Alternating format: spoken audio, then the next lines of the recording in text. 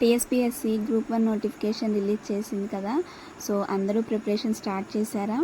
I hope మీరు అందరూ preparation start చేశారనే అనుకుంటున్నాను. నేను కూడా గ్రూప్ 1కి ప్రిపేర్ అవుతున్నాను. సో నాకు తెలిసిన కొన్ని టిప్స్ మీకు నా వ్లాగ్స్లో అలాగే షార్ట్స్లో పోస్ట్ చేస్తాను. అలాగే మీకు తెలిసిన టిప్స్ కూడా నాకు కామెంట్స్ రూపంలో ఖచ్చితంగా నాకు కామెంట్ చేయండి, నేను కూడా ఫాలో అవుతాను.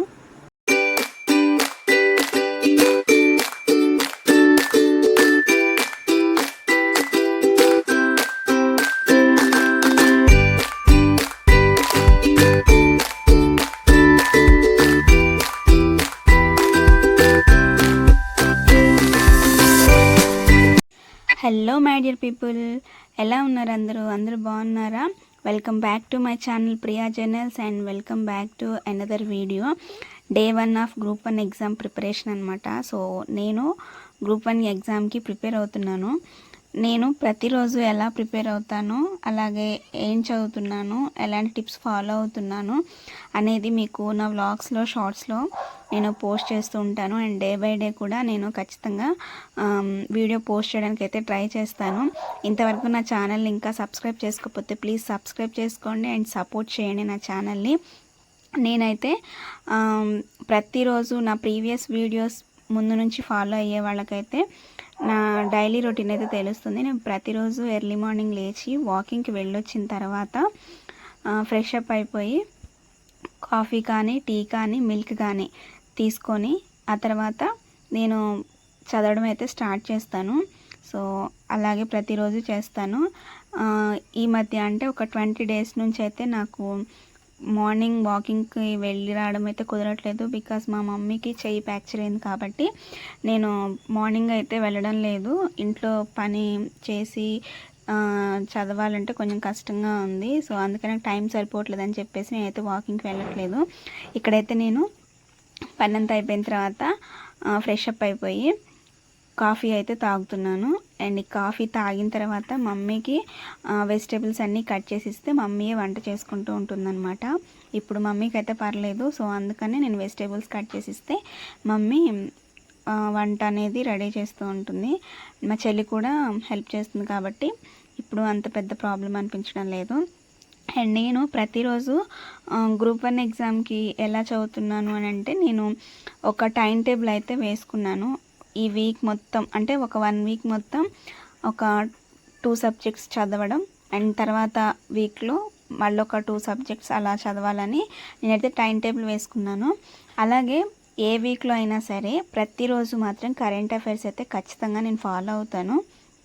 దాన్ని మాత్రం అస్సలు మర్చిపోను. ఎందుకంటే మనకి ప్రీవియస్ పేపర్స్ చూసినట్టయితే ఎక్కువ మనకి కరెంట్ అఫైర్స్ నుంచే వస్తుంటాయి కాబట్టి సో కరెంట్ అఫైర్స్ అయితే ఇప్పుడు గ్రూప్ 1 ప్రిపరేషన్ స్టార్ట్ చేసిన వాళ్ళైతే ఖచ్చితంగా ఫాలో అవ్వండి.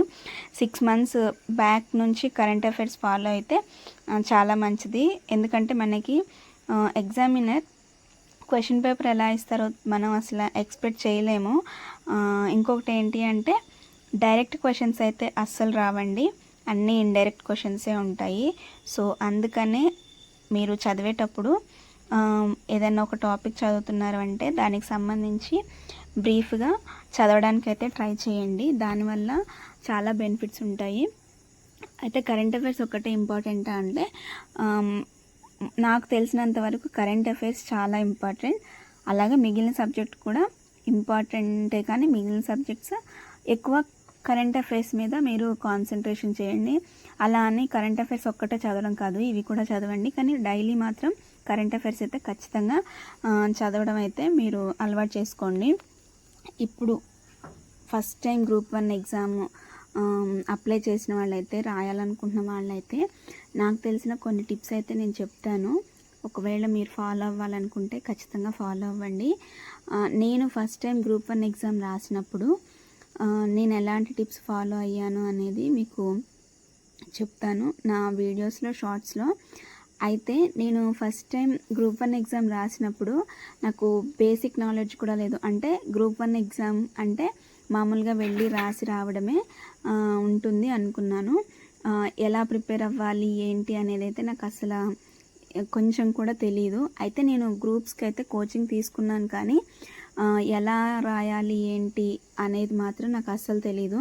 అయితే నేను చేసిన బెస్ట్ పని ఏంటి అంటే 2022 అక్టోబర్ 16న గ్రూప్ 1 ఎగ్జామ్ జరిగింది. సో అప్పుడు నేను ఎగ్జామ్ రాశాను అనమాట.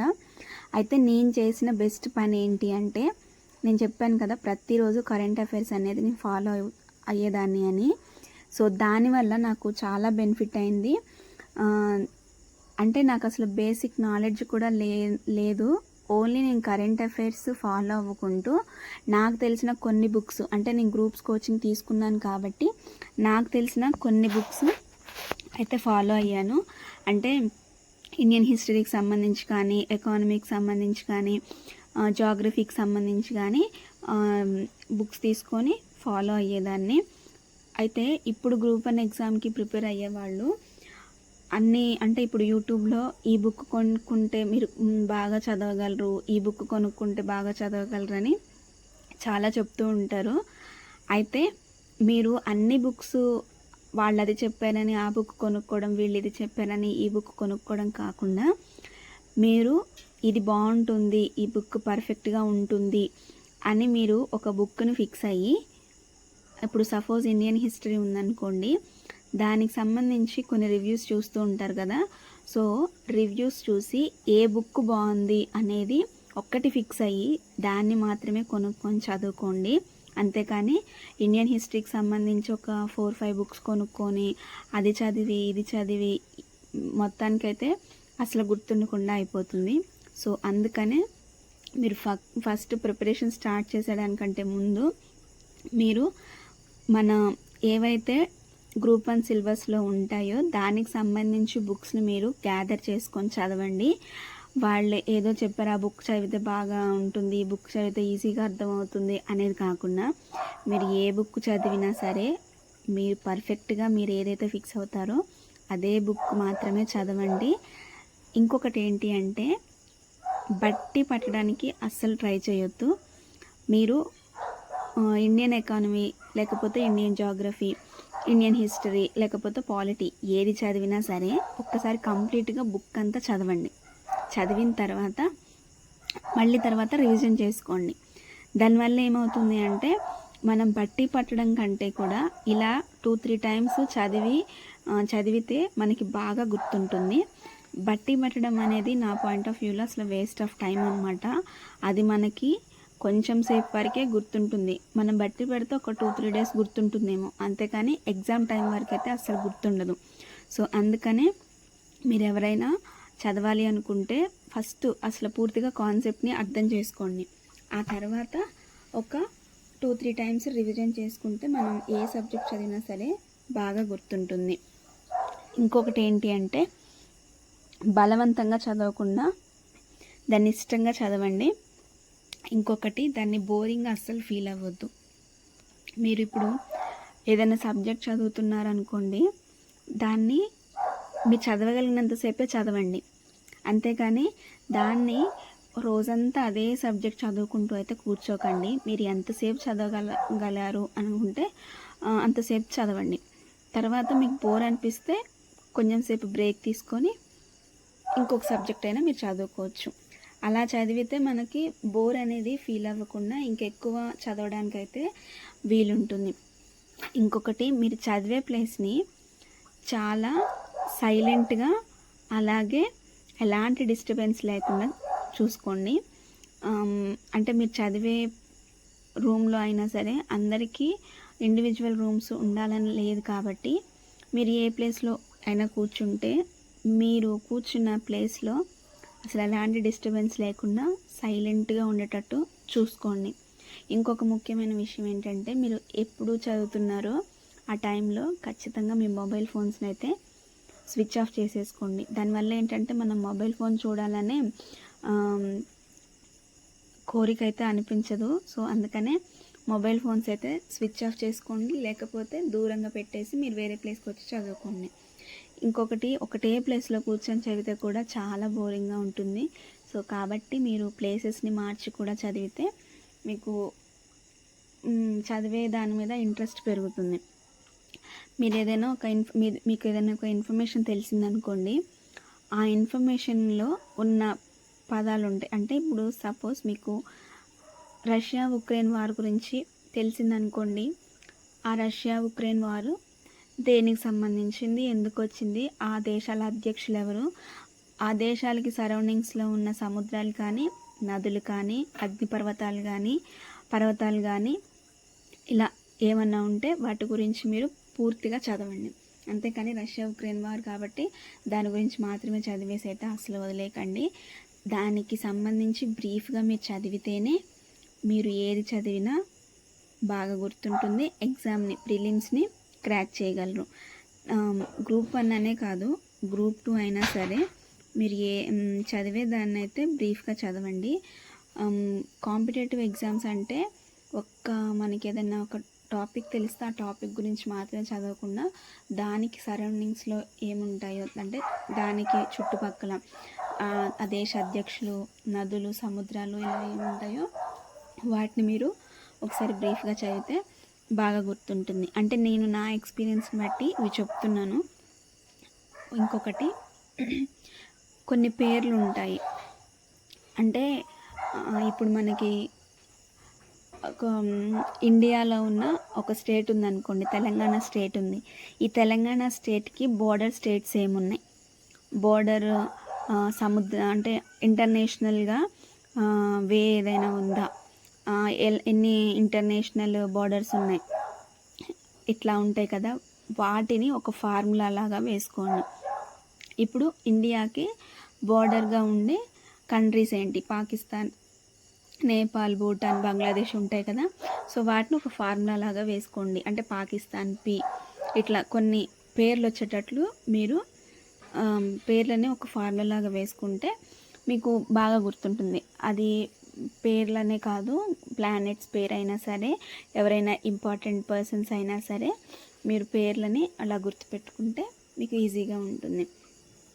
అలాగే ఇంకొకటి, మీరు ఎప్పుడు కూడా టాపిక్స్ని ఎగ్జామ్ పాయింట్ ఆఫ్ వ్యూలోనే చదవకుండా ఫస్ట్ దాని మీద ఇంట్రెస్ట్ పెంచుకోండి. ఇంట్రెస్ట్ పెంచుకోవడం వల్ల మనం చదివేది మనకి ఎప్పుడు కష్టం అనిపించదు.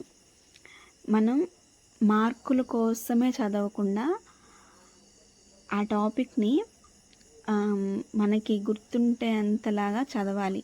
ఎందుకంటే ఇప్పుడు మనకి ఇచ్చే క్వశ్చన్ పేపర్ కూడా ఇండైరెక్ట్ ఫామ్లో ఉంటుంది కాబట్టి, డైరెక్ట్ క్వశ్చన్స్ అస్సలు ఉండవు కాబట్టి, మనం చదివేది మార్కుల దృష్టిలో చదవకుండా ఆ సబ్జెక్ట్, ఆ టాపిక్కి సంబంధించి అంత బ్రీఫ్గా, నేను ఈ పాయింట్ ఎందుకు ఇంత ఖచ్చితంగా చెప్తున్నానంటే, నేను ప్రీవియస్ పేపర్స్ అన్నీ చూసినప్పుడు నాకు తెలిసింది ఏంటంటే, మనకి ఇచ్చే క్వశ్చన్ ఏది కూడా డైరెక్ట్ ఫామ్లో ఉండదు, అంతా ఇండైరెక్ట్ ఫామ్లోనే ఉంటుందని నేను బాగా అబ్జర్వ్ చేశాను. అండ్ ప్రిలిమ్స్లో కూడా నేను అదే చూశాను కాబట్టి మీకు ఈ విషయం చెప్పగలుగుతున్నాను.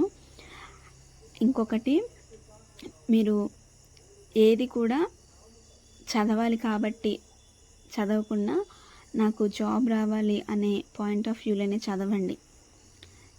అందువల్ల మనకి ఖచ్చితంగా జాబ్ సాధించే అవకాశం అయితే ఉంటుంది. ఇవన్నీ నేను నా ఎక్స్పీరియన్స్ని బట్టి చెప్పే టిప్స్ మాత్రమే. నేను గ్రూప్ 1కి ఇలా చదివాను కాబట్టే నేను గ్రూప్ 1 2022 అక్టోబర్ 16th జరిగిన గ్రూప్ 1 ప్రిలిమ్స్లో నేను క్వాలిఫై అయ్యాను. సో అందుకనే నేను ఇంత ఖచ్చితంగా మీకు చెప్పగలుగుతున్నాను. అయితే మీకు ఇప్పుడు ఏదైనా ఒక సబ్జెక్టు చదివినప్పుడు అందులో టాపిక్ ఏదైనా మీకు కష్టంగా అనిపిస్తే దాన్ని వదిలేయకండి. దాన్ని వదిలేయకుండా దాన్ని ఖచ్చితంగా అర్థమయ్యేటట్టు చదవండి. ఒకవేళ మీకు అది అర్థం కావట్లేదు అనిపిస్తే మనకి ఇంటర్నెట్ ఉంటుంది కాబట్టి గూగుల్లో కానీ యూట్యూబ్లో కానీ సెర్చ్ చేసి ఆ టాపిక్ గురించి తెలుసుకోండి. అంతేకాని ఆ టాపిక్ కష్టంగా ఉంది కాబట్టి దాన్ని వదిలేయకుండా ఎక్కువసేపు దాని మీద కాన్సన్ట్రేషన్ చేయండి. మనకి కష్టంగా ఉన్న టాపిక్స్ నుంచే ఖచ్చితంగా క్వశ్చన్ పేపర్లో వచ్చే అవకాశం ఉంటుంది. సో కాబట్టి మీరు ఏదైనా టాపిక్ కష్టంగా ఉందనిపిస్తే దాని మీద ఎక్కువ ఫోకస్ చేయండి. మీకు అర్థం కాకపోతే మీకు తెలిసిన వాళ్ళు ఎవరైనా ఎగ్జామ్కి ప్రిపేర్ అయ్యే వాళ్ళు ఉంటారు కదా, వాళ్ళనైనా మీరు వాళ్ళ సజెషన్స్ అయినా తీసుకొని మీరు ఫాలో అయితే మంచిది. ఇంకొకటి, చాలా అందరికీ ఒకేలాంటి తెలివితేటలు ఉండవు కాబట్టి ఒకళ్ళకి కొంచెం ఎక్కువ ఉండొచ్చు, ఒకళ్ళకి తక్కువ ఉండొచ్చు. అర్థం చేసుకునే విధానంలో తేడా ఉంటుంది. అండ్ అందరికీ ఒకే టాలెంట్ ఉండాలని లేదు కాబట్టి మీకు ఒకవేళ నేను చదవలేనేమో అని అనిపిస్తే అప్పుడే మీరు ఇంకా కాస్త ఎక్కువగా చదవండి. మీకు రాని సబ్జెక్ట్ మీదే ఎక్కువ కాన్సన్ట్రేషన్ పెట్టండి. దానివల్ల మనకి ఇంట్రెస్ట్ పెరగడంతో పాటు మీరు ఏదైతే గోల్ అనుకుంటున్నారో ఆ గోల్ని ఖచ్చితంగా చేరుకొని తీరుతారు. సో కాబట్టి మీరు ఎవరైనా గ్రూప్ 1కి ఫస్ట్ అటెంప్ట్ చేసే వాళ్ళైతే మాత్రం ఖచ్చితంగా నేను చెప్పిన టిప్స్ ఏదైనా మీకు ఉపయోగపడితే ఖచ్చితంగా ఫాలో అవ్వండి. ఇప్పుడు గ్రూప్ 1 తర్వాత గ్రూప్ 2, గ్రూప్ 3 లాంటి నోటిఫికేషన్స్ కూడా ఉంటాయి కాబట్టి సో ప్లీజ్ మీరు ఏది చదివినా సరే జాగ్రత్తగా చదవండి. మళ్ళీ మనం అనుకుంటే నోటిఫికేషన్లు రావు. సో కాబట్టి మీరు చదివేటప్పుడు చాలా జాగ్రత్తగా చదవండి. అలాగే ఇంకోటి ఏంటంటే, మనం ఏ ప్లేస్లో చదువుతున్నామో ఆ రూమ్ కానీ ఆ ప్లేస్ కానీ ఎక్కువ గాలి అలాగే లైటింగ్ ఎక్కువ ఉండేటట్టు చూసుకోండి. తర్వాత మధ్యలో ఖచ్చితంగా బ్రేక్ తీసుకోవాలి. చాలామంది 24 అవర్స్ ఉంటే 18 అవర్స్ 16 అవర్స్ చదివితేనే జాబ్ వస్తుంది అని చాలామంది చెప్తూ ఉంటారు. నేను 18 అవర్స్ కష్టపడితే వచ్చింది, నేను 16 అవర్స్ కష్టపడితే వచ్చింది రోజుకి ఈ జాబ్ అనేది అని చెప్తూ ఉంటారు. అది అందరి విషయంలో అయితే పాసిబుల్ కాదు. సో కాబట్టి మీరు చదివేటప్పుడు 1 అవర్ లేకపోతే 2 అవర్స్ మీరు ఎంతసేపు చదవగలిగితే 1 అవర్ కంటే ఎక్కువసేపు చదవగలిగితే చదివి మధ్యలో ఒక 5-10 నిమిషాలు అయితే బ్రేక్ తీసుకోండి. దానివల్ల మనకి చదవడం మీద ఇంకా ఎక్కువ ఇంట్రెస్ట్ అనిపిస్తుంది. బ్రేక్ తీసుకోవడం అంటే వెళ్ళి ఫోన్స్ అంటే చూసుకోవచ్చు, కాదనట్లేదు, కానీ మీరు కొంచెం సేపు అట్లా బయట తిరిగి వస్తే మీ మైండ్ కూడా రీఫ్రెష్ అవుతూ ఉంటుంది. సో కాబట్టి మీరు చదివేదాన్ని ఇంతసేపు చదివితేనే జాబ్ వస్తుంది అని కాకుండా మీరు ఎంతసేపు చదివినా అది పక్కన పెట్టేసి ఎంత చదివామన్నది చాలా ఇంపార్టెంట్. ఆ సబ్జెక్టుకి సంబంధించి ఎంత నాలెడ్జ్ గెయిన్ చేసుకోగలిగాము మనం చదివినంతసేపట్లో అనేది చాలా ఇంపార్టెంట్. టైం అనేది నో మ్యాటర్. సో కాబట్టి 16 అవర్స్ కంటిన్యూస్గా చదువుతూ ఉండాలి అనైతే లేదు, 18 అవర్స్ చదువుతూ ఉండాలని లేదు. రోజుకు 4 అవర్స్ చదివి జాబ్ తెచ్చుకున్న వాళ్ళు కూడా ఉన్నారు. కాబట్టి మీరు టైంని ఇంతసేపు చదవాలని చెప్పి టైం పెట్టుకొని చదవడం అయితే కాదు. మీరు చదివిన 4 అవర్స్ అయినా 3 అవర్స్ అయినా 5 అవర్స్ అయినా సరే ఎంత నాలెడ్జ్ అనేది గెయిన్ చేయగలిగాం అనేది చాలా ఇంపార్టెంట్. నేను ఇచ్చే ఇంకొక సలహా ఏంటి అంటే, మీరు ఒకవేళ బుక్స్ కొనుక్కొని ఉంటే ఆబ్జెక్టివ్కి సంబంధించిన బుక్స్ కూడా మీరు ఒకసారి రిఫర్ చేయడం చాలా మంచిది. నేనైతే ఆబ్జెక్టివ్కి సంబంధించిన ప్రతి ఒక్క బుక్ అయితే కొనుక్కున్నాను. ఎందుకంటే ఇప్పుడు నాకు ఇండియన్ జాగ్రఫీ, నేను మీకు ఈ వీడియోలో చూపిస్తున్నట్టు ఇండియన్ జాగ్రఫీ చదివాను.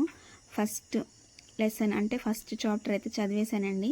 దానికి సంబంధించి నేను మళ్ళీ నైట్ పడుకునేటప్పటికల్లా దానికి సంబంధించిన క్వశ్చన్స్ అన్నీ ఒకసారి నేను చదువుతాను. అంటే మల్టిపుల్ చాయిస్ క్వశ్చన్స్ నేను బుక్స్ కొనుక్కున్నాను కాబట్టి చెప్తున్నాను. మా దగ్గర లేవు అనుకుంటే మీరు ఆ చాప్టర్ చదివేటప్పుడే ప్రతి ఒక్క లైన్కి ఒక క్వశ్చన్ తయారు చేసుకునేంత టాలెంట్ని మీరు సంపాదించుకోగలగాలి. క్వశ్చన్ బ్యాంక్ అంటే మల్టిపుల్ చాయిస్ ఆబ్జెక్టు మా దగ్గర లేదు, ఎట్లా చదవాలి అనుకుంటారేమో. మీరు చదివిన ఆ ఒక్క చాప్టర్ నుంచే మీ ఓన్గా మీరు మల్టిపుల్ చాయిస్ అయితే ప్రిపేర్ చేసుకోండి. ఇంకా మీకు ఇంటర్నెట్లో కానీ గూగుల్లో కానీ యూట్యూబ్లో కానీ వాటికి సంబంధించిన ఏమైనా క్వశ్చన్స్ వస్తే ఖచ్చితంగా మీరైతే నోట్ చేసుకోవడం అస్సలు మర్చిపోవద్దు. మనం ఎంత బాగా మనం అంటే చాలామంది రైటింగ్ ప్రాక్టీస్ ఉండాలంటారు, ఉండాలి. కాకపోతే మనం ఆబ్జెక్టివ్ టైప్లో మీకు ఒకవేళ తెలియని క్వశ్చన్స్ ఉంటే ఖచ్చితంగా రాసుకోవడం చాలా మంచిది. ఆబ్జెక్టివ్ అయినా మీకు తెలియని టాపిక్ ఏదైనా సరే ఖచ్చితంగా రాసుకోవడం చాలా చాలా మంచిది. ప్రతిరోజు మాత్రం ఖచ్చితంగా కరెంట్ అఫైర్స్ అయితే ఫాలో అవ్వండి. ఇది చాలా మంచిది. మీరు ఖచ్చితంగా ప్రిలిమ్స్ అయితే క్రాక్ చేయగలరు దీనివల్ల. జనరల్ సైన్స్ అని ఇట్లా మనకి అంటే నేను మీకు ఏ సైట్స్లో మీరు చదువుతున్నారో నాకు తెలియదు, కానీ వెబ్సైట్స్ నేను ఫాలో అయ్యి అయితే మాత్రం మీకు చెప్తున్నాను. కరెంట్ అఫైర్స్ ఒకటి హరీష్ అకాడమీ వాళ్ళది ప్రతిరోజు ఫాలో అవుతాను. అలాగే అడ్డా 247 వాళ్ళది తెలుగు అలాగే ఇంగ్లీష్ ఈ 2 ఫాలో అవుతాను. మీకు ఇప్పుడే స్టార్ట్ చేసిన వాళ్ళైతే ప్రీవియస్ కరెంట్ అఫైర్స్ మీరు ఇంతవరకు రాసుకోలేదు అనుకుంటే ఒకవేళ మీరు ఏదైనా వెబ్సైట్స్ నుంచి మీరు డౌన్లోడ్ చేసుకోగలిగితే డౌన్లోడ్ చేసుకోండి. అడ్డా 247లో 1 లైనర్ క్వశ్చన్స్ అని ఉంటాయి మంత్లీ వైజ్. సో వాటిని మీరు డౌన్లోడ్ చేసుకొని చదవచ్చు.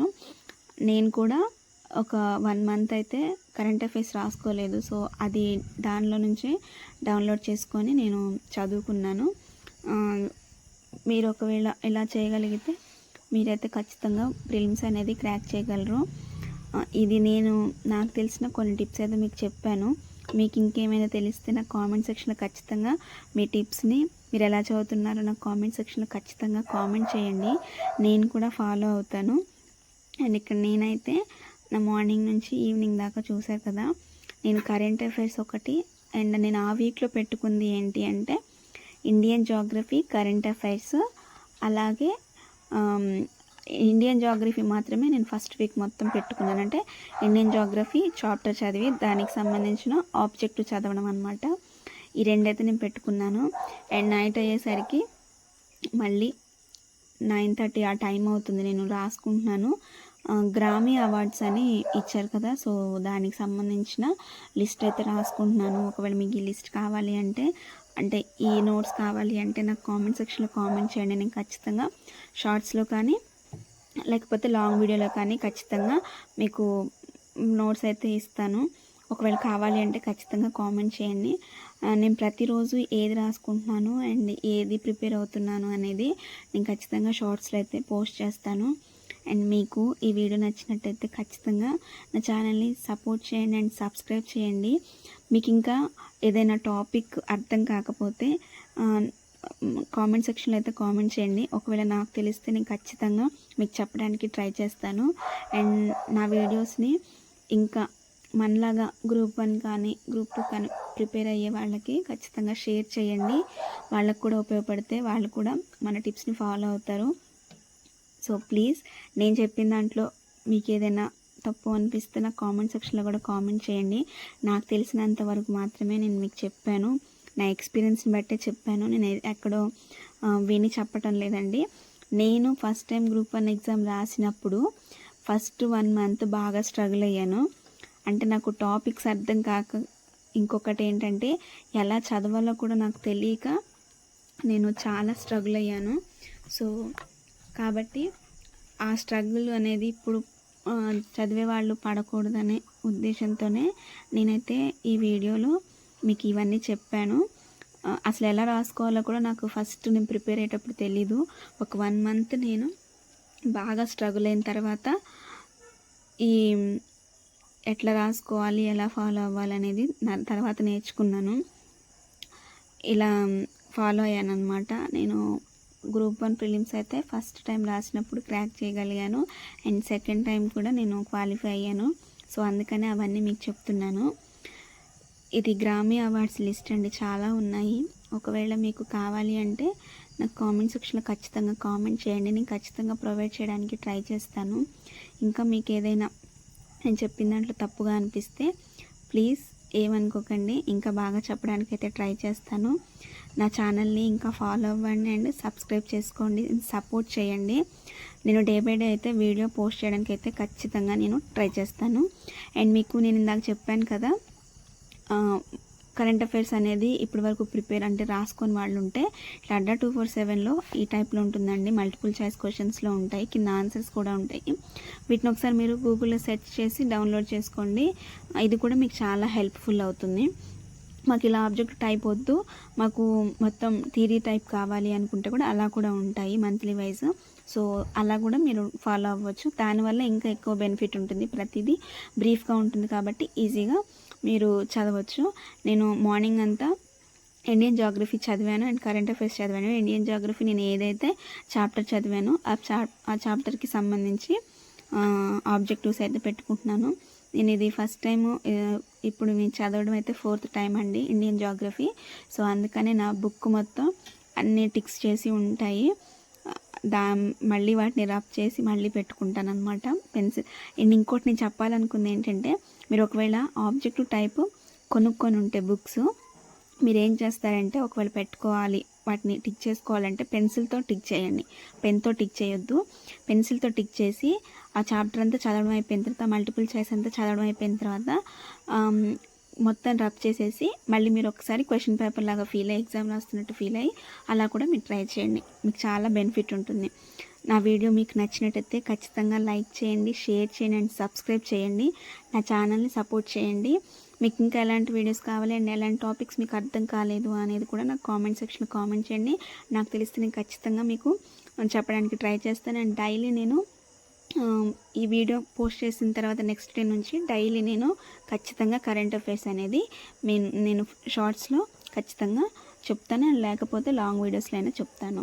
Thank you for watching.